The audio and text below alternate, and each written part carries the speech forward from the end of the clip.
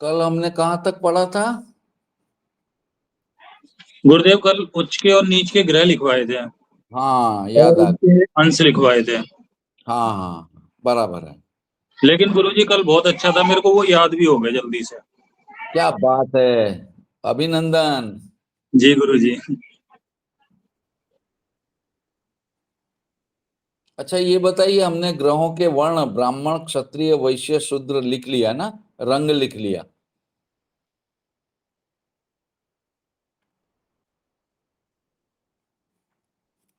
चलो, ग्रहों का फल का समय। ग्रहों का फल का समय।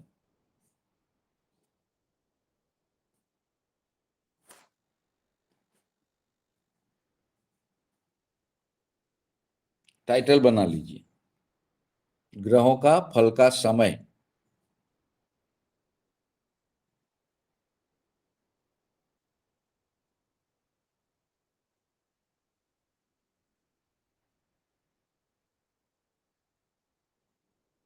सूर्य और मंगल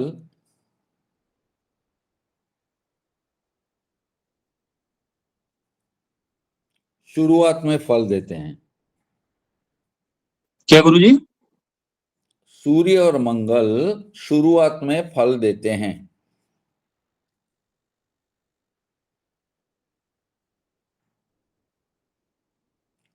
गुरु और शुक्र मध्य भाग में फल देते हैं।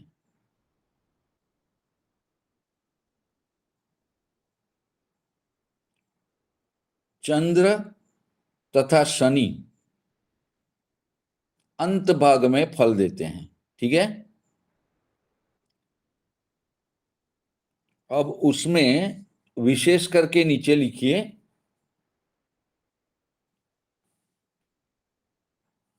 राशि को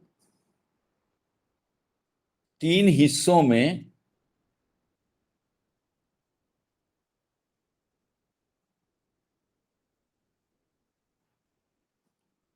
बांट दिया जाए तो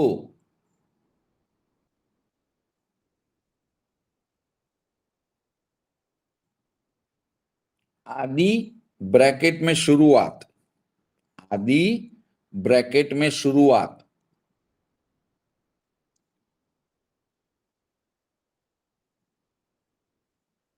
कॉमा मध्य और अंत्य ब्रैकेट में अंत, अंत्य ब्रैकेट में अंत, ऐसे 3 विभाग मिलते हैं। ठीक है। तो 30 अंश की एक राशि को 3 हिस्सों में बांटने से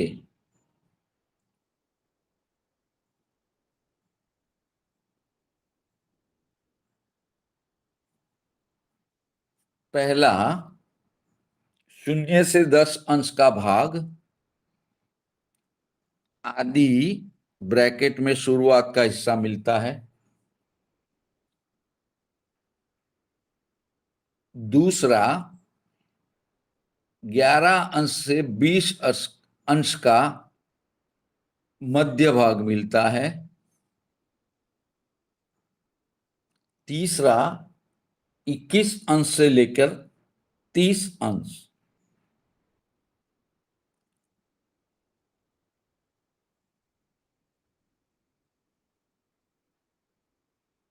अंत्य ब्रैकेट में अंत भाग मिलता है। तो अब आपको समझ में आ गया होगा कि सूर्य और मंगल जो है शुरुआत का हिस्सा 0 से 10 अंश का जो होता है राशि का भाग, वहां फल देते हैं शुरुआत में। गुरु और शुक्र राशि के बीच में फल देते हैं 10 अंश से 20 अंश तक। और चंद्र और शनि अंत में 20 अंश से लेके 30 अंश का जो हिस्सा है, 21 से 30 का, वो उसमें फल देता है। ठीक है।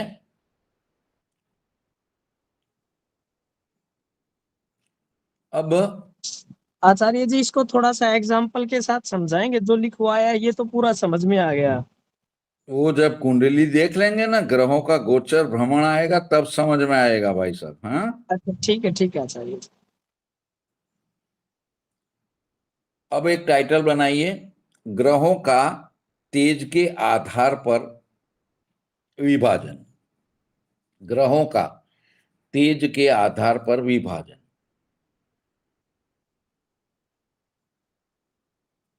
प्रकाशमान ग्रह जो प्रकाश देते हैं, प्रकाशित दिखते हैं, प्रकाशमान ग्रहों सूर्य और चंद्र,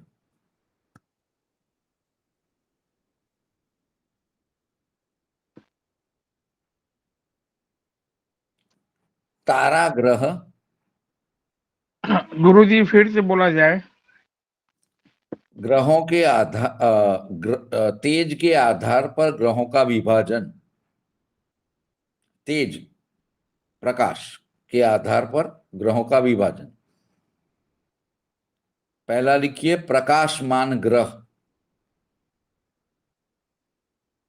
प्रकाशमान ग्रह सूर्य और चंद्र।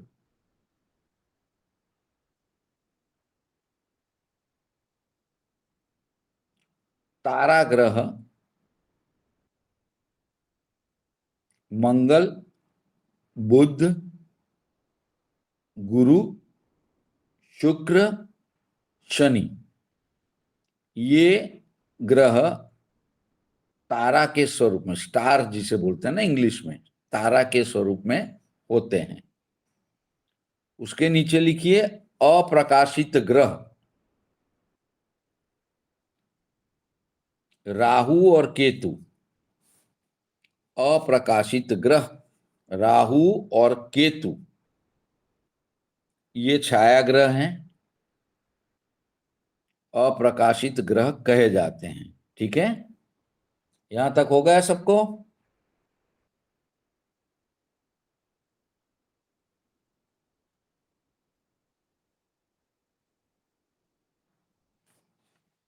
अब लिख लीजिए ग्रहों की अवस्था।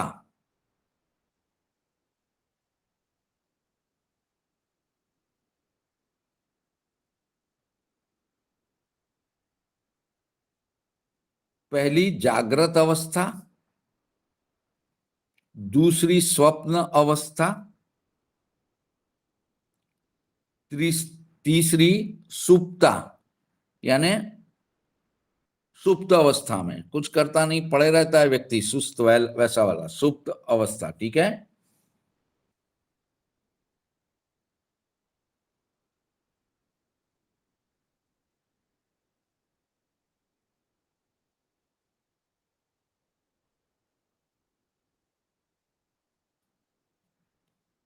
उसमें पहला लिखिए जागृत अवस्था।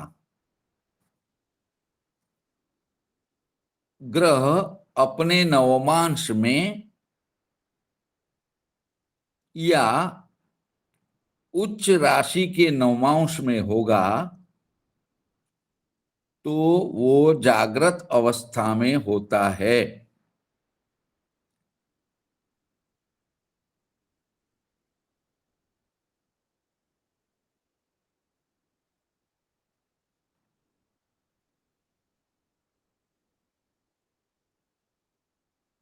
दूसरा लिखिए स्वप्न अवस्था।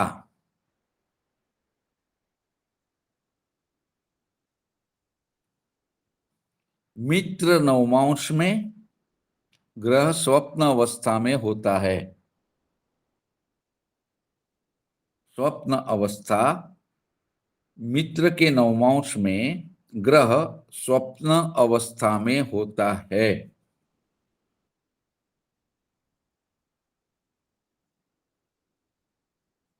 तीसरा लिखिए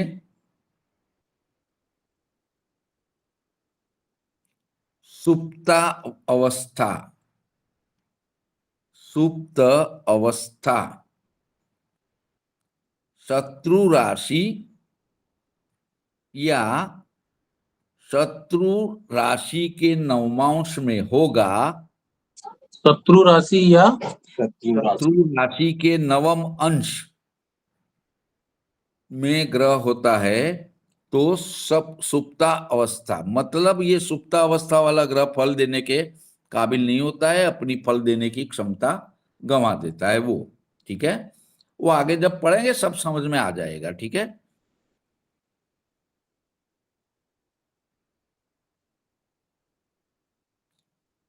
अब टाइटल बना दीजिए,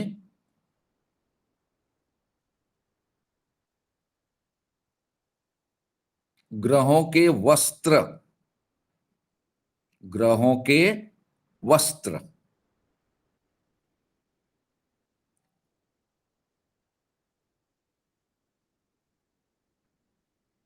पहला लिखे सूर्य मोटा वस्त्र। मोटा यानी जाड़ा, थिक, THICK, थिक। इंग्लिश में थिक शब्द का अर्थ समझ रहे हो ना? वो कंबल कैसा मोटा होता है जाड़ा, वो वैसा। सूर्य जाड़ा थिक वस्त्र, THICK। चंद्र नवीन वस्त्र, नया वस्त्र।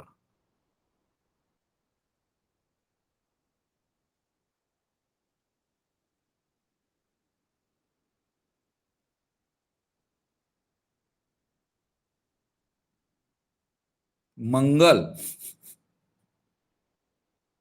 अग्नि से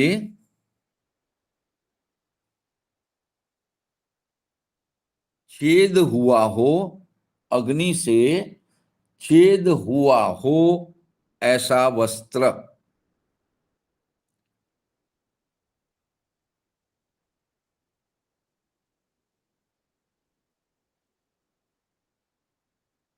बुध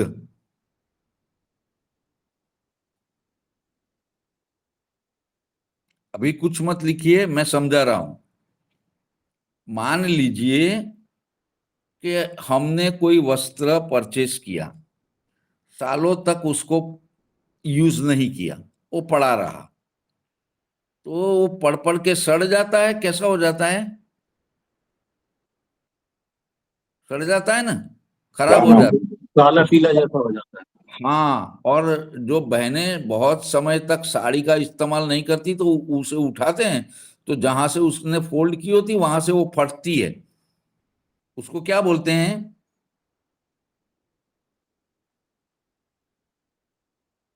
गल जाता है। वही मतलब गला हुआ हो गया। हाँ, सड़ा गला वस्त्र। सड़ा गला वस्त्र, समझ गए? बस वही लिख लीजिए। ठीक है, गुरु पुराना वस्त्र।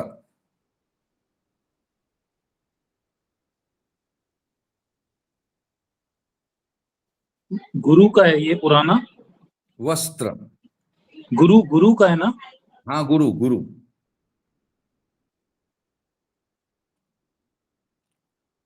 शुक्र टकाऊ यानी लंबे समय चलने वाला वस्त्र। अच्छा, जो बुध का है उसका उदाहरण देता हूं। हमारा जो छाता होता है ना काले रंग का, उसको हम इस्तेमाल साल में जब मानसून आता है तब करते हैं, वो पड़े रहता है। फिर मानसून आता है तब हम निकालते हैं, तो जो छाता का काला वस्त्र होता है कैसा हो जाता है? खोलते हैं और उसमें फट जाता है ना कहीं कहीं से, वो। ठीक है, शुक्र का टकाऊ वस्त्र यानी लंबे समय चलने वाला आकर्षक वस्त्र। शनि फटा हुआ वस्त्र।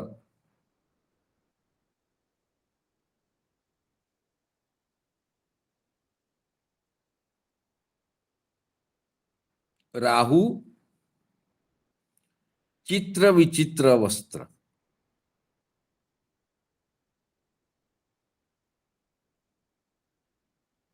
केतु बड़े छेद वाला वस्त्र।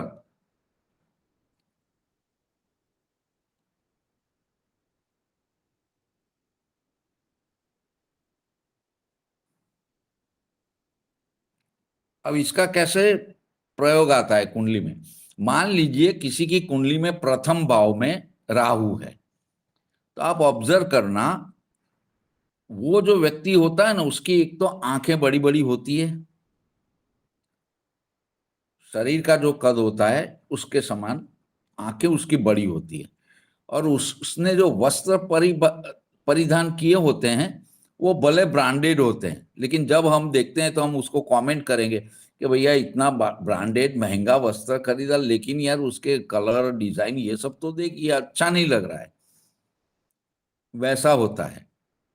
इसी प्रकार मंगल वाला व्यक्ति होता है तो उसका जो शर्ट या पैंट होगा ना, कहीं जैसे वो सिगरेट पी रहा है तो सिगरेट की वजह से, जैसे वो अगरबत्ती जला है तो अगरबत्ती की वजह से, कहीं ना कहीं जलने की वजह से उसमें छोटे छोटे छेद बनते हैं। तो ये सब चीजें देखो, ये जो विद्वान ज्योतिष होते हैं ना, ये सब ऑब्जर्व करके सब जातक की प्रकृति प्रवृत्ति सब बता सकते हैं, इसलिए ये सब पढ़ाया जाता है। ठीक है, अगला लिखेंगे नया टाइटल, ग्रहों की धातु।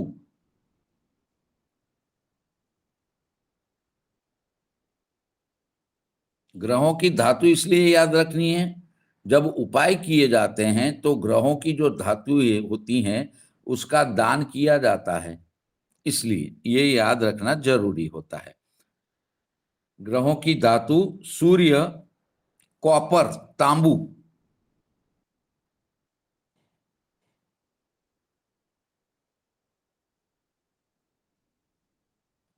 चंद्र, मणि।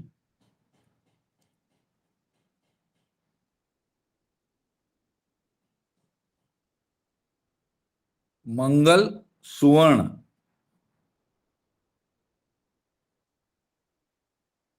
शुक्र, चमकीला मोती।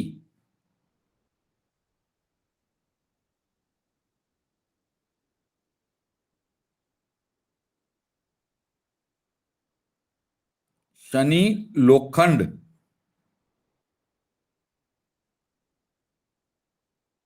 राहु, शीशा। शीशा मतलब कांच वाला नहीं, वो LED लीड बोलते हैं, लीड, थोड़ा सा धुएं जैसा, थोड़ा सा चमकीला एक धातु आती है जिसका वेट बहुत होता है, शीशु, लीड। कोई कोई चीजों में जब छेद होता है तो ये उसको पिघल के वो जो धातु होती है उसका छेद बंद करने में भी काम आता है, शीशु, वो लीड। बुध, कांसु। कांसे के बर्तन में पुराने जमाने में और आज भी खाना खाया जाता है ना, और मानते हैं कि कांसे के बर्तन में खाना खाने से सेहत बहुत बढ़िया रहती है। वो कांसा, कांसे के बर्तन जो होते हैं वो। गुरु, चांदी। केतु, नीलमणि। हो गया।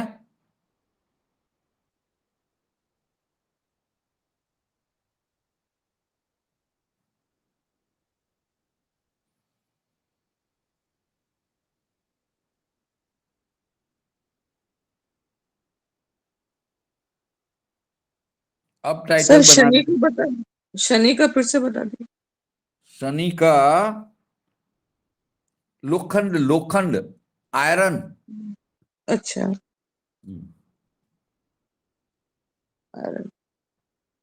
लोहा, लोहा स्पष्ट हिंदी शब्द, मैं सर गुजराती में। मंगल का आपने स्वर्ण बताया, हाँ, मंगल का स्वर्ण भी होता है। सोना मतलब। हाँ, सुवर्ण, सोना। जी सर। आगे लिखेंगे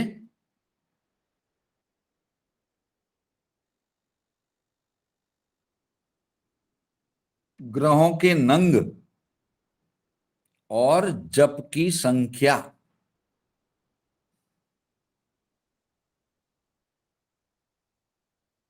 ग्रहों के नंग और जप की संख्या।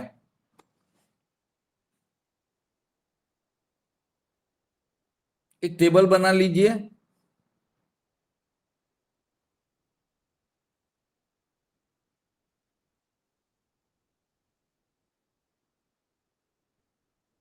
सूर्य 3 कॉलम का बनाइए, ग्रह, नंग और जप, 3 खड़े वर्टिकल। ग्रह, नंग और जप संख्या। तो मैं पहले ग्रह बोलूंगा, बाद में नंग बताऊंगा और बाद में उसकी जप संख्या। ठीक है, हो गया सबका?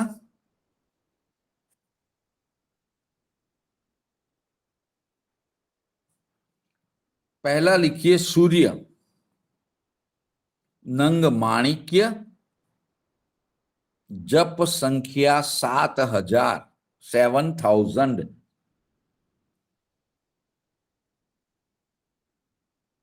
जप संख्या कितनी है गुरुजी? 7000, 7000। और ये जो जो है माणिक्य, ये क्या है? सूर्य का नंग, यदि किसी का, मान नहीं लीजिए नहीं, सिंह, लिखो क्या? नंग, नंग या रंग क्या है वो?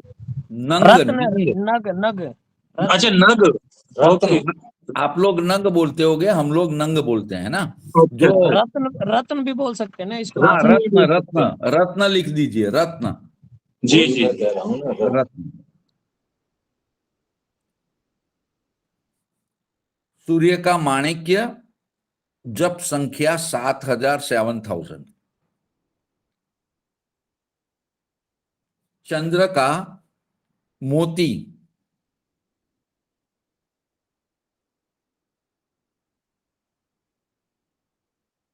जप संख्या 11000, 11000।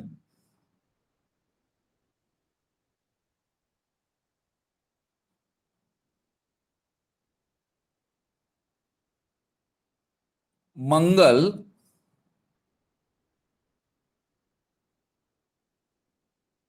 मूंगा,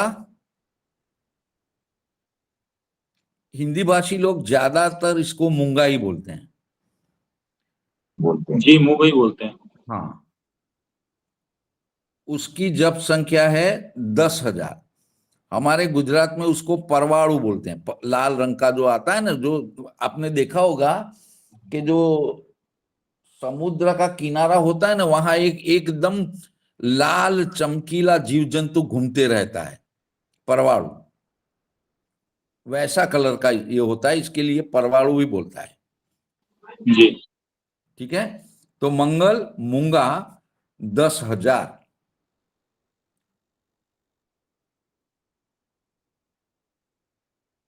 बुध, पन्ना,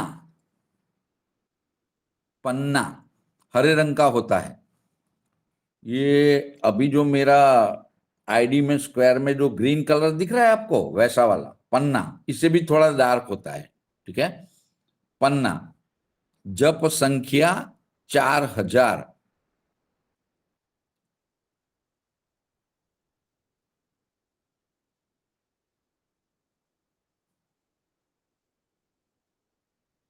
गुरु,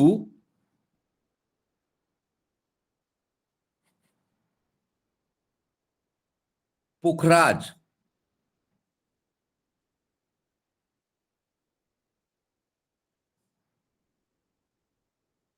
जप संख्या 19,000।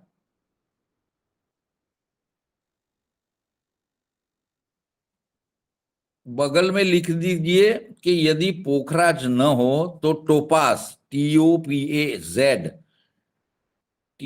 TOPAZ, टोपास भी पहनाया जाता है। ठीक है,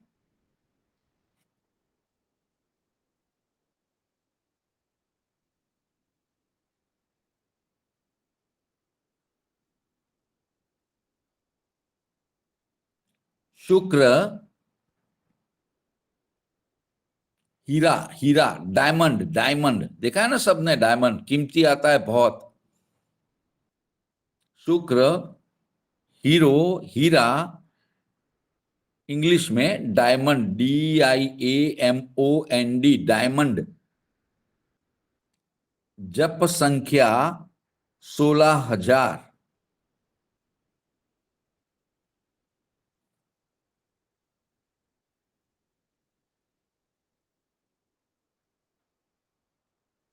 शनि, नीलम, जप संख्या 23,000।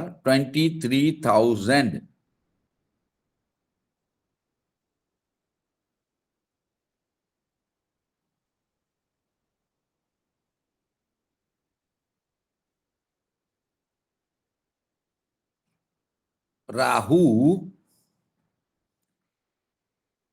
रत्न है गोमेद, गोमेद, जप संख्या है 18,000, 18,000।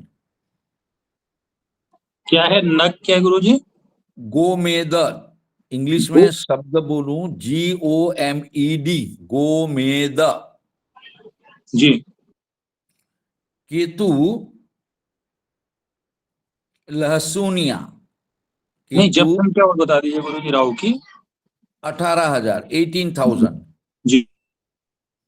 केतु, लहसुनिया, उसकी जप संख्या भी 18,000 है। ठीक है,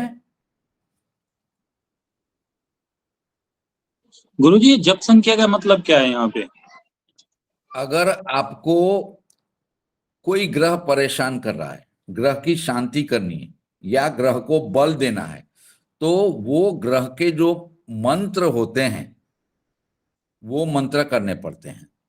मान लीजिए आपको सूर्य का उपासना करना है, सूर्य आपका निर्बल है, बल देना है, तो आपको ओम सूर्याय नमः मंत्र के 7,000 जाप करने पड़ेंगे अनुष्ठान के स्वरूप में। जी गुरुजी। तो वो जप संख्या है सब ग्रहों की।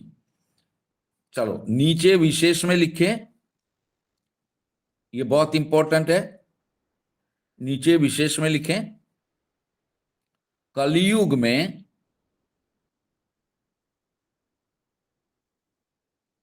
ग्रहों के मंत्र जाप की संख्या को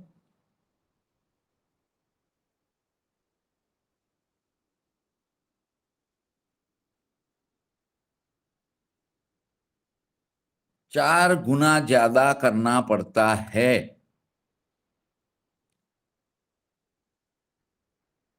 और दशांश होम भी करना पड़ता है। सर फिर से एक बार बता दीजिए।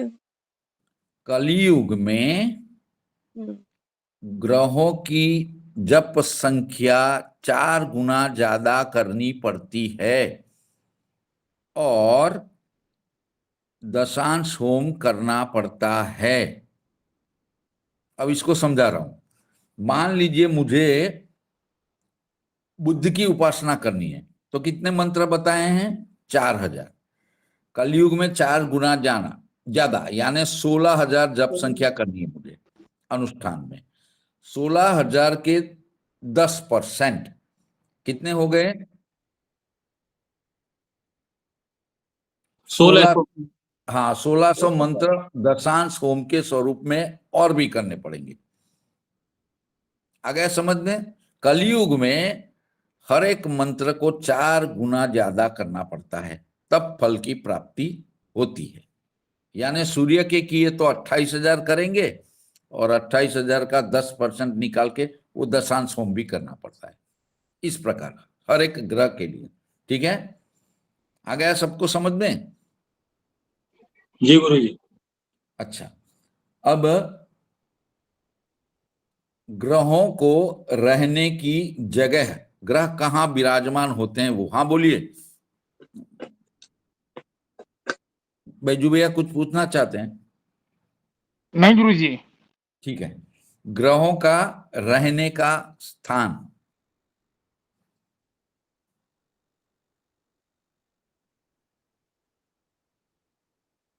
सूर्य मंदिर में, चंद्र जलाशय में,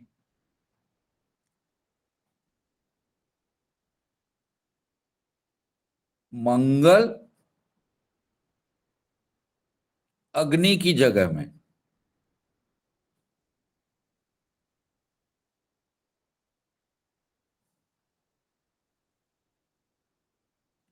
बुद्ध एकांत वाली जगह में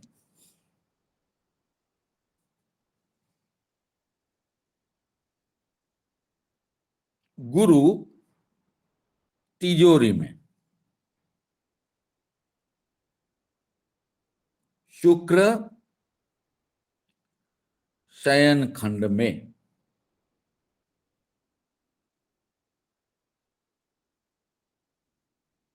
शनि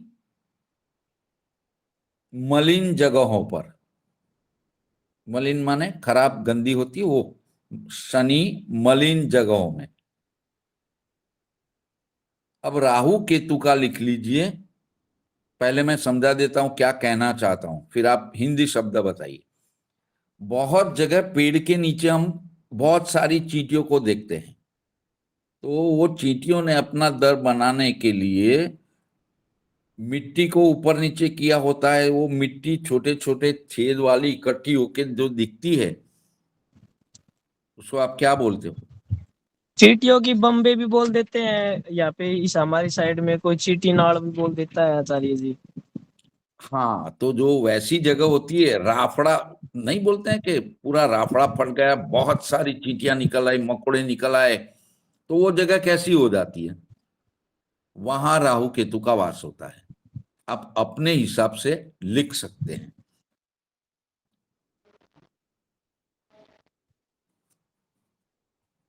आ गया ना समझ में मैं क्या समझा रहा हूं? वो तो आ गया आचार्य जी। किसी को नहीं चींटियों, आया हाँ, गुरुजी चींटियों या मकोड़ों द्वारा खुदी हुई मिट्टी की जगह पर ऐसा लिख सकते हैं। वो आपको समझ लेना मैं क्या समझा रहा हूं। हम जी हमारा जी हम समझ तो उसको क्या बोलते हैं, पूरा राफड़ा बोलते हैं कि वहां वो सब इकट्ठा हो जाता है। चलो, ग्रहों का कारकत्व। अब कारकत्व माने क्या? मान लीजिए एक ऑफिस है, उसमें एचआर डिपार्टमेंट है, उसमें उसका हेड होता है या मैनेजर होता है। तो मैनेजर क्या करेगा? लोग टाइम से आते हैं, लोग टाइम से जाते हैं, लोगों की छुट्टियां सैंक्शन करनी, टाइम से उसको बता देना कि आपकी छुट्टी मंजूर हो गई है। वो सबकी सैलरी भी देगा, अकाउंट भी रखेगा। तो जो मैनेजर ये जो कार्य कर रहा है, वो उसका कारकत्व हो गया, वो उसका डायरेक्टर हो गया। आ रहा है समझ में? अब वो मान लीजिए बिजली डिपार्टमेंट का हेड डेप्यूटी इंजीनियर है। वो डेप्यूटी इंजीनियर क्या करेगा? जब भी बिजली का बहाव थम जाएगा, दिक्कतें आएगी, वो अपने लाइन स्टाफ को बुलाएगा, आइए फटाफट। अपने हाथ के नीचे जो जूनियर इंजीनियर होता है उसको बुलाएगा, जल्दी आओ जल्दी आओ। सब स्टेशन वाले ऑपरेटर को बताएगा कि इतने इतने आदमी और ये इंजीनियर साहब साइट पर काम करने जा रहे हैं। ये बंदा जब तक आपको ना बताए लिखित स्वरूप से, तब तक आपको बिजली का बहाव पूर्ववत नहीं करना है। तो उसने जो डायरेक्शन दिया बिजली के बारे में, वो उसका कारकत्व हो गया, उसके लिए वो जिम्मेवार हो गए, वो उसको संभालना होता है। तो ग्रहों का कारकत्व आ गया सबको समझ में मैं क्या कह रहा हूं? वो उसके लिए रिस्पॉन्सिबल होते हैं। ठीक है, चलो, तो पहला लिखेंगे सूर्य।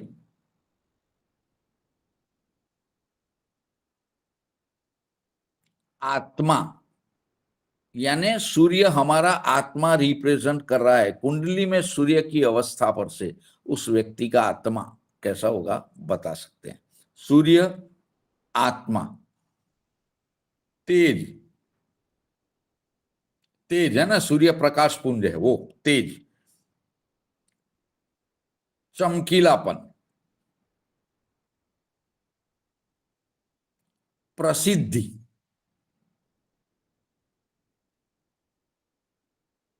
राज्य सत्ता, राज्य सत्ता, उच्च पद, सरकारी कार्य और पिता।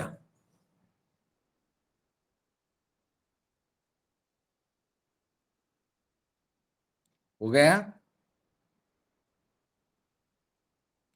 चंद्र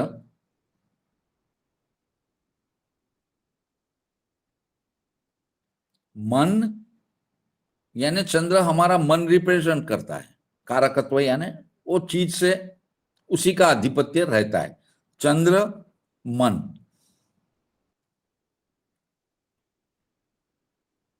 लोही, लोही यानी खून, ब्लड।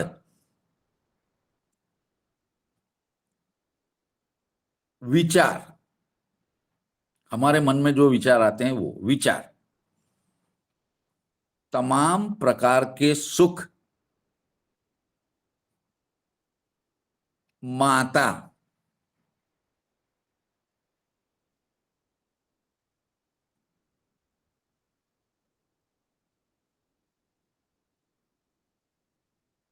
मुसाफरी, ट्रैवलिंग।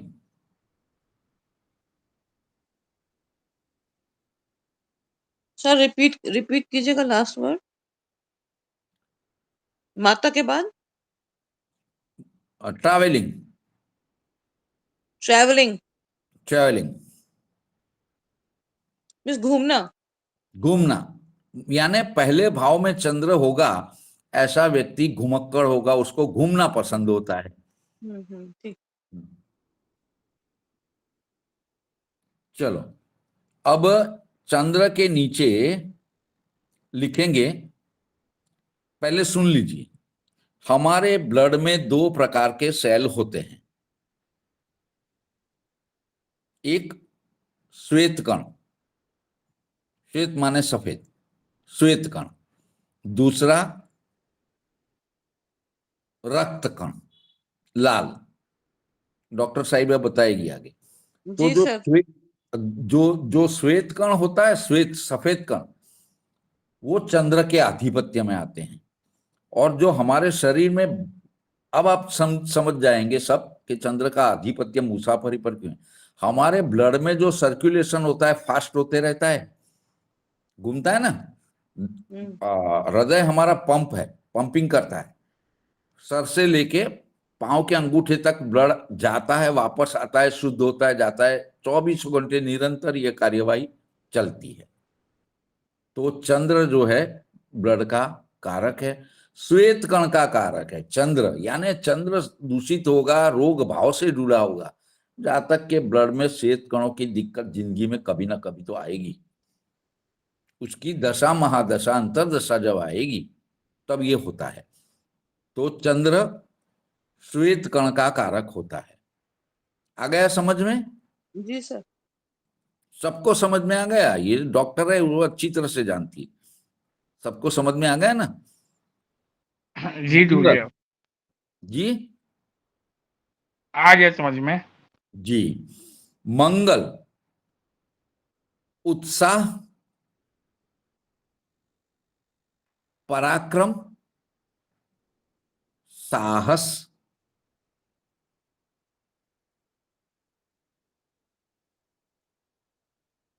जो कुछ कर देने का जो जोश होता है, जोश लिख सकते हैं या जोम लिख सकता है।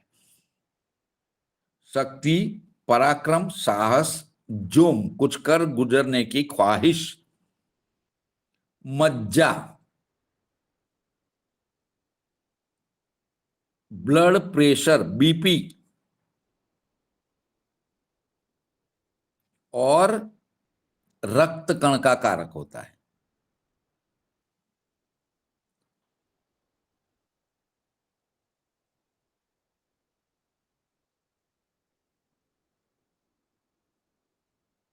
आरबीसी।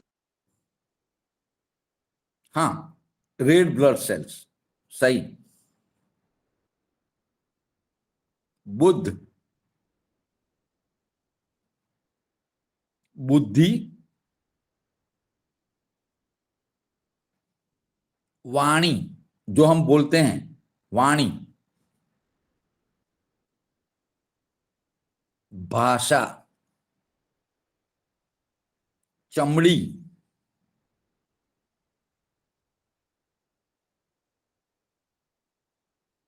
ज्ञान,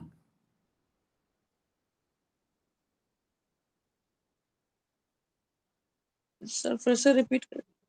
बुद्धि, वाणी, वाणी, भाषा, चमड़ी, स्किन। बुद्धि यानी छठवें या आठवें भाव में होगा, या छठवें आठवें भाव के मालिक के साथ युति हुई होगी, अशुभ ग्रहों की दृष्टि होगी, जातक को चमड़ी के रोग देगा। उसका कारक है, रोग से जुड़ गया है वो, तो जातक को चमड़ी के रोग होते हैं। ठीक है, तो ये सब इसलिए हमें अच्छे से समझ लेना होता है। जैसे जैसे हम आगे ग्रहों के बारे में मैं सब लिखाऊंगा तब समझाऊंगा। ठीक है, जी सर। चमड़ी, ज्ञान, हंसी मजाक,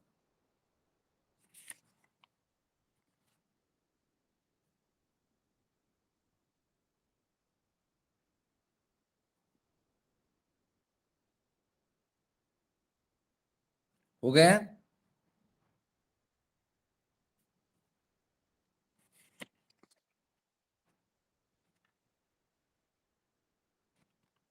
अब गुरु,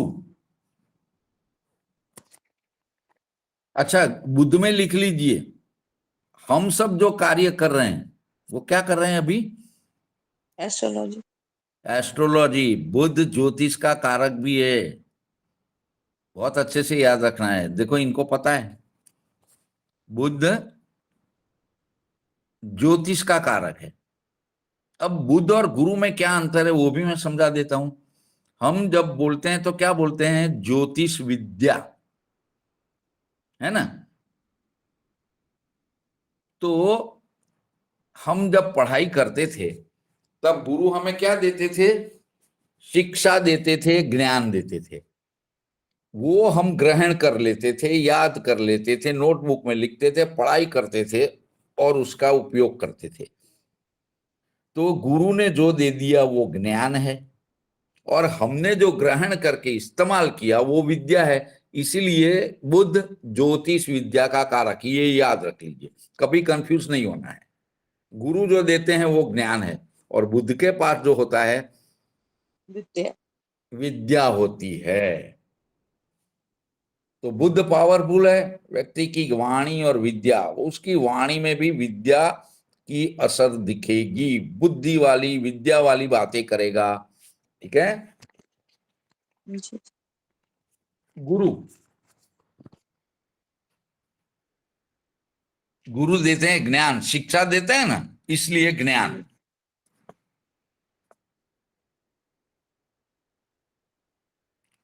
गुरु सुख, ज्ञान के बाद सुख, मसल्स, धन, धन यानी पैसा, संतान,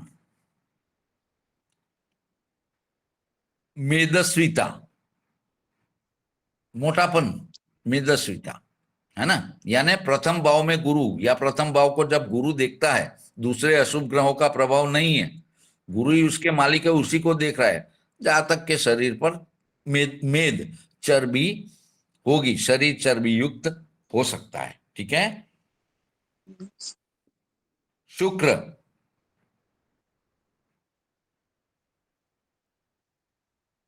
मौज शौक, मौज शौक में क्या क्या आएगा? अच्छा अच्छा खाना, अच्छा अच्छा पीना, अच्छी अच्छी गाड़ियों में घूमना, अच्छा मकान रखना, अच्छे वस्त्र परिधान करना, इत्र लगाना, ये मौज शौक, ये सब तो हम जानते हैं, इसलिए शॉर्ट में लिखेंगे मौज शौक, कॉमा भोग विलास।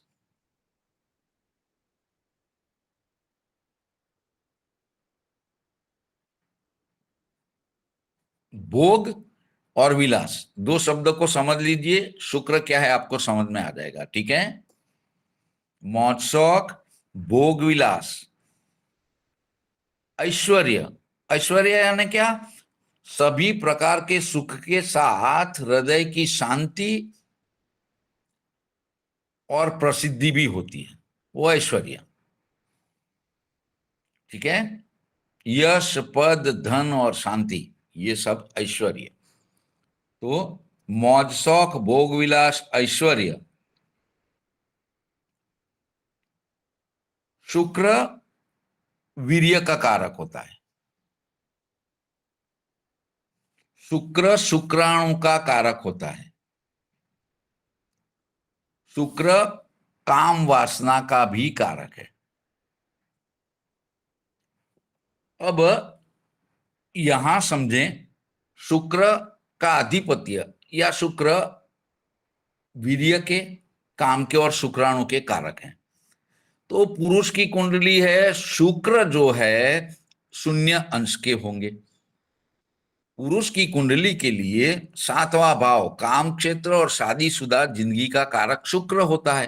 वो डिपार्टमेंट शुक्राचार्य संभालते हैं, तो वो अंश बल में शून्य है, अस्त है, निर्बल है, शत्रु क्षेत्रीय है। जातक का जातीय जीवन अच्छा नहीं होता है। इसलिए सब ग्रहों को उसका कारकत्व जो है हमें अच्छे से याद रखना है। पंचम भाव अच्छा होगा, उसका मालिक अच्छी अवस्था में होगा, लेकिन जो उसका कारक है बिना काम क्षेत्र और जो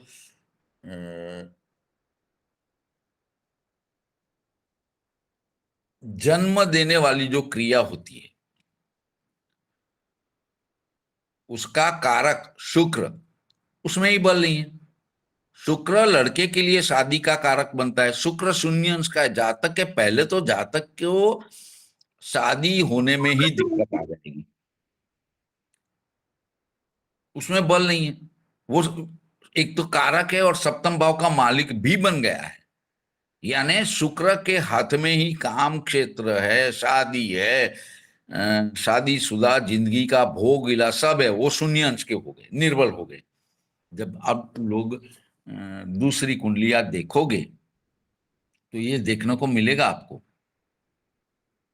फिर हम क्या करेंगे, गलती कर पाएंगे, कर देंगे कोई दूसरे जब का व्रत तप, लेकिन शुक्र का क्या, वो सब शुक्रदेव संभाल रहे हैं, शुक्राचार्य। तो तब उसको शुक्र के उपाय व्रत जप तप वो लिखवाया, इतने मंत्र विद्वान पंडित से विधि विधान के साथ करवाने पड़ते हैं। ठीक है, अब लिखें शनि।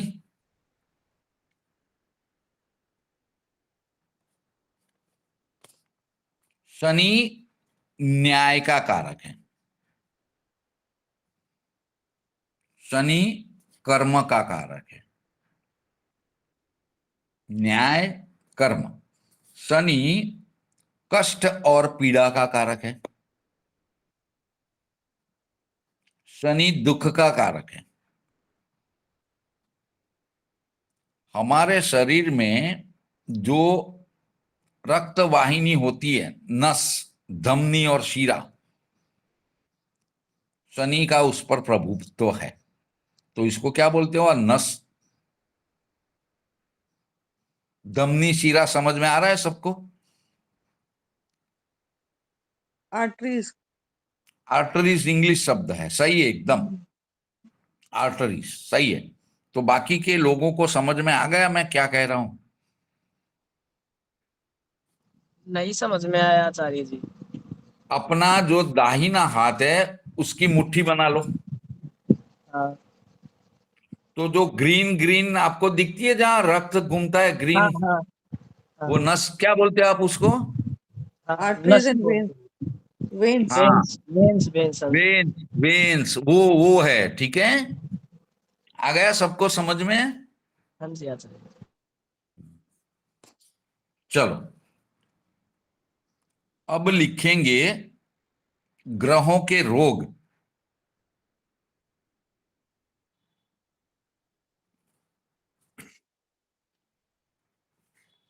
ग्रहों के रोग।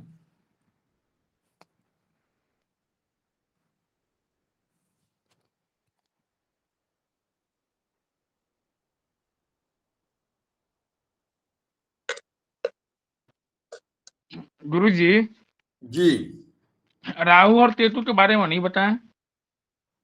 राहु और केतु का वो अशुभ ग्रह हैं और वो ज्यादातर में जिंदगी में दिक्कतें ही देते हैं, अलगाववादी ग्रह हैं। लिखना चाहे तो लिख दें, राहु और केतु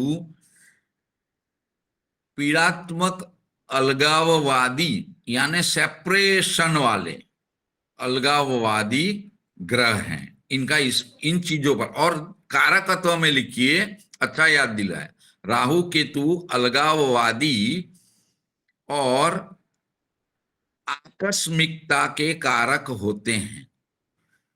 आकस्मिकता यानी सडननेस, अचानक से हमारी जिंदगी में कुछ बन जाना।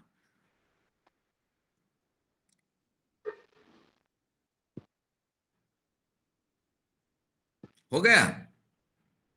जी। हाँ, चलो अब देखो, इस प्रकार 3 कॉलम बनाना है। उसमें 1 से लेके 9 ग्रह आएगा, बाद में ग्रहों का नाम आएगा। दिख रहा है ना आपको? या ये जो है 9 ग्रह के नाम है, ये क्रम है 1 से लेके 9, फिर ग्रहों के नाम, और तीसरे कॉलम में हम वो ग्रह कौन सा रोग बता रहा है वो लिख लेंगे। तो टाइटल बना लीजिए ग्रहों के रोग। ठीक है?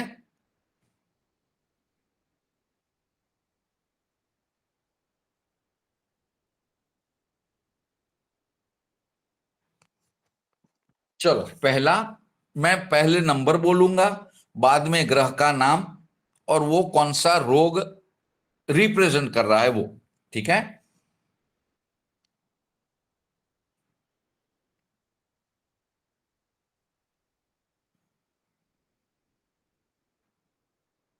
पहला,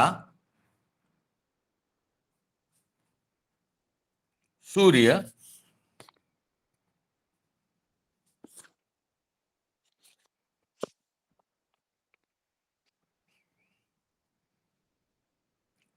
टाइफॉइड, मलेरिया,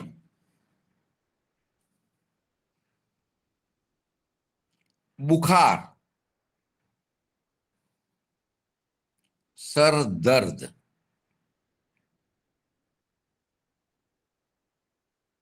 हो गया? चंद्र, सर्दी, कफ, कोल्ड। सर्दी, कफ, कोल्ड।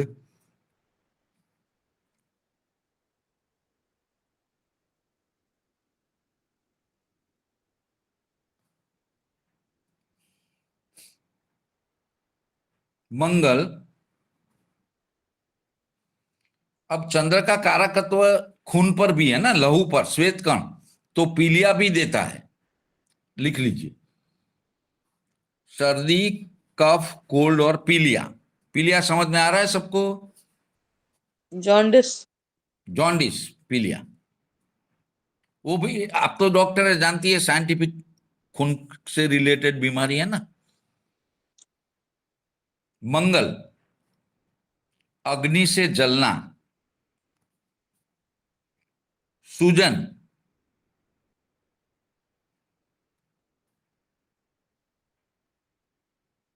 और फोड़े फुंसी।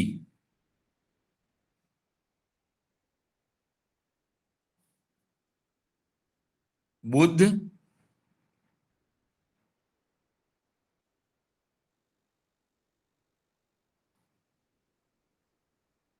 गैस ट्रबल, खाना हजम नहीं होना,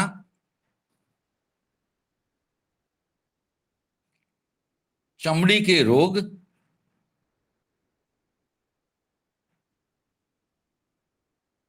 मंगल में लिख दीजिए चोट चपाट, जो ईजा पहुंचती है हमें, चोट चपाट, वो भी आता है मंगल। बुध में गैस, खाना हजम नहीं होना,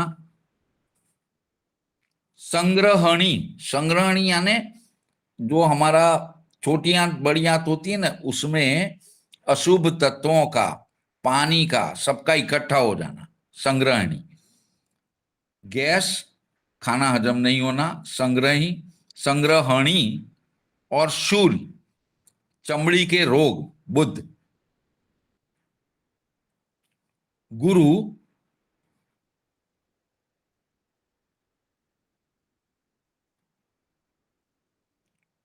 कोढ़, रक्त पित्त,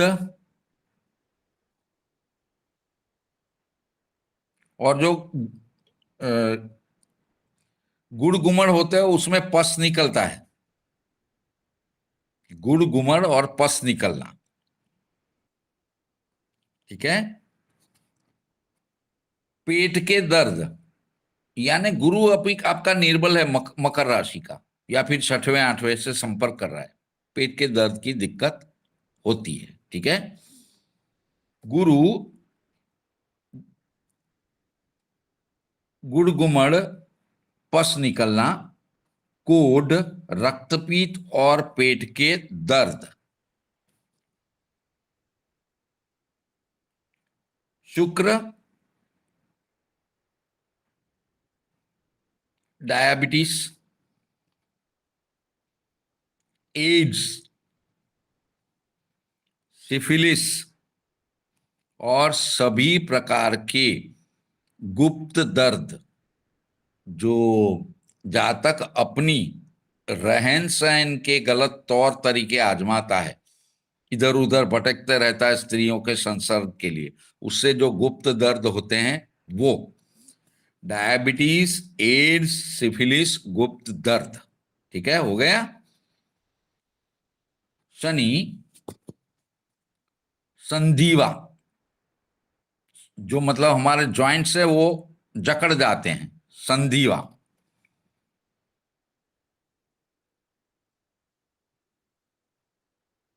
लकवा, लकवा को इंग्लिश में क्या कहेंगे, वो बोलते हैं ना लकवा मार गया, शरीर का हाथ पैर, paralysis. Paralysis. Paralysis, correct, paralysis, शरीर का शून्य हो जाना, पैरालिसिस। कष्ट वाले सभी दर्द, शरीर को पूरे बदन में दुखना, कष्ट वाले सभी दर्द। पैरों में दिक्कत, शनि का आधिपत्य घुटन से लेके नीचे तक का जो पैर है ना वहां पे है, तो शनि पैरों की दिक्कत देता है, ठीक है। अब लिखेंगे राहु।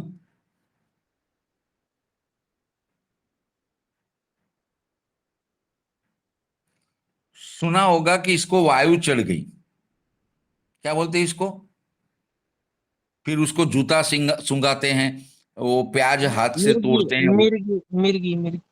हाँ वो लिखवाइए, मिर्गी, हीट स्ट्रोक नहीं, मिर्गी। मिर्गी, मिर्गी। चक्कर आना, बेभान हो जाना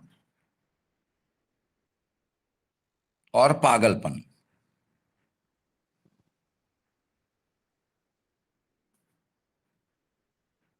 केतु,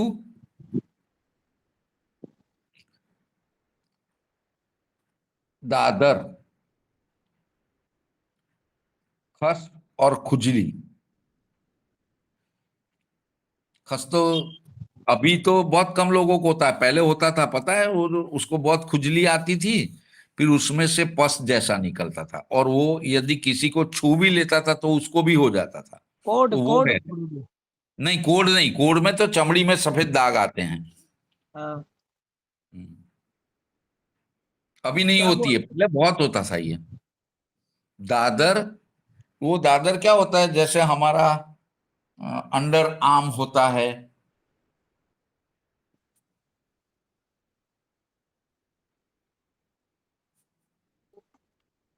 ना, हाँ हाँ तो हाँ। वहां लाल लाल सर्कल बन जाता है, फोड़ी फुंसी निकल आती है। हमारे दो पांवों के बीच में भी कभी कभी ऐसा हो जाता है, वो दादर, खस, खुजली, केतु, ठीक है।